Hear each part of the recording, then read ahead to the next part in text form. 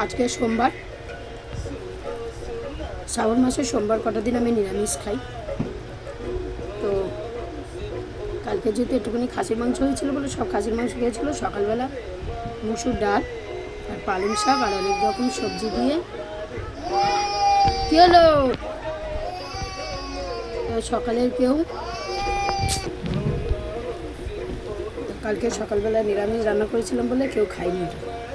তো অনেকগুলো তরকারি আর ডাল ছিল, আমি ওই যে রান্না আর করিনি আজকে সকালে, শুধু ভাত করেছি।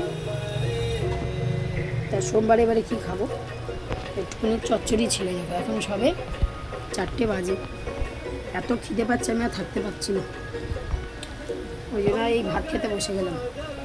এইটুকুনি খেয়ে পরে আবার জল আসবে 4:30টার সময় কাজ করবো। এটা নিরামিষ, শুধু ভাবছিলাম কালকে রান্না করেছি একসঙ্গে তো মন চাইছিল না, কিন্তু খিদে পেয়েছে এত জন্য